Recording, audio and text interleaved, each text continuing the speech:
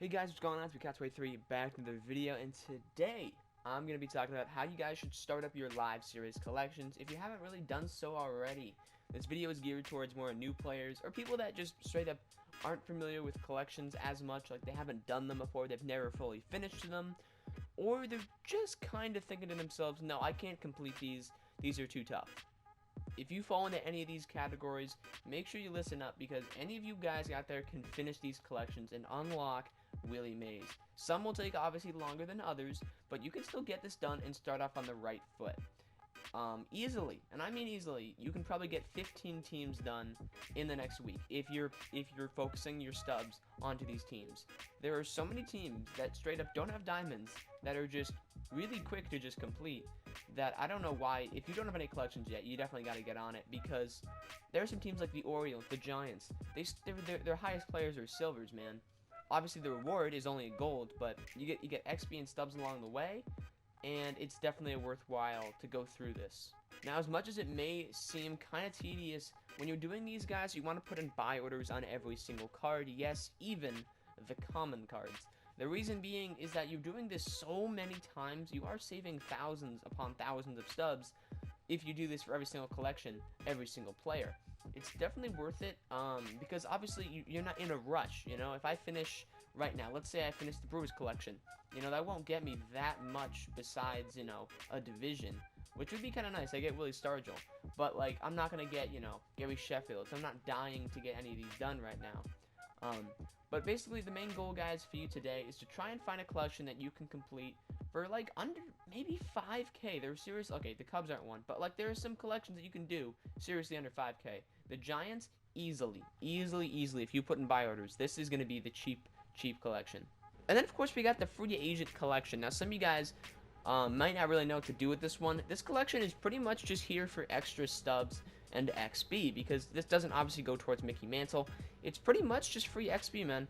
If I collect all of them, I'm going to get 3k and an additional 8,500 XP. That's really nice. And if you guys haven't already started this, start putting in some buy orders. I don't recommend doing all 379 in one sitting, unless you feel like that. But, I mean, if you want to, go ahead.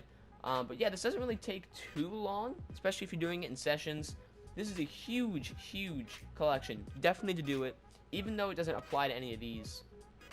Now let's take a look at a collection like the Houston Astros, alright? They got a lot of diamonds, it's expensive, alright? So you might not be looking at it like, oh, I shouldn't really touch this.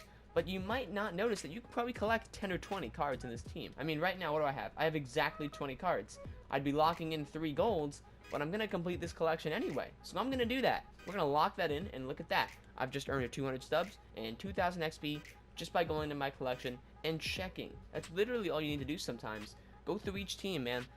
Press square and then press select all with the X, and then bam. You can see exactly, boom, I have 10 players on the Brewers. That's going to be a little bit more XP for me.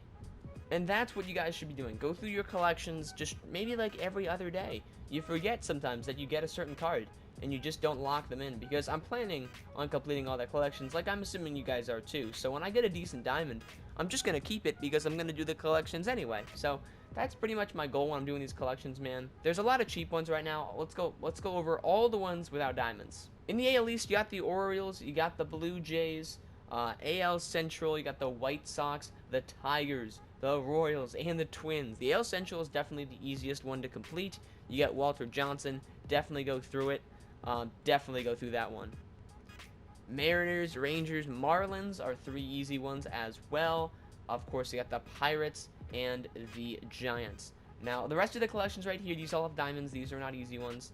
I've done some smaller diamonds, like Jack Flaherty for the Cardinals, Kirby Yates for the Padres, Baez for the Cubs, Chapman for the A's. They're not too bad, but they're definitely at a level where I wouldn't start with them, but you can definitely get to them. I'm kind of progressing. I'm starting small, going to mid, and then I'm getting bigger because, you know, some of these collections are very, they got a lot of guys, so it's going to take some time, but, you know, if you're starting it slowly, it's going to be easier than trying to do it all at once.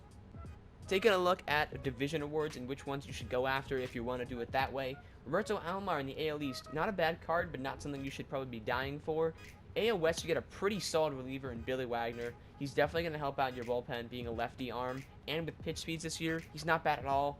Tony Gwynn, I wouldn't go insane with this card. I just don't think he's got enough power to really be that effective. But who knows, man? Tony Gwynn's always been glitchy, so he might not disappoint. Willie Stargell's probably one of the better cards that you can get from the division awards. And he's not in the hardest division at all. So you can definitely get him. Pretty much the Brewers are the hardest team. It's the only team I'm missing. And once I get it, I get this really solid Willie card. I mean, 100 power both sides. Absolutely rakes. Don't mess with him. You got Schmidt in the NL East. Not insane. I mean, that power against righties in contact just kind of throws me off. Same with the vision. He seems like a pretty solid bench bat, though. AL Central Award is Walter Johnson. He's nothing too crazy. His windup's really long, so that might annoy your opponent. But I probably wouldn't use him. The AL award is Craig Biggio, obviously a goon. I mean, all of the big-time award guys are obviously really good. Biggio, you can put at catcher, too. Then in the NL, you got Gary Sheffield. These guys play a lot of different positions, so you can definitely throw them around. And then, of course, Willie Mays, switch-hitting, just monster at the plate. This is a really good year for collections, man. There's a lot of good cards involved. You should definitely give it a look. Start small, grow big, guys. You guys can complete these collections, all right? It might take some time. It might take a lot of, more than halfway through the year, but if you want this done, you can get there. And yeah, guys, that's gonna do it for this video. Hopefully this helped you out. This is once again for more new guys out there, so hopefully this did help you. If you're more of a veteran, hopefully this was just a good refresher. But either way, hopefully you enjoyed the video, and I'll see you guys all in the next one. Peace out.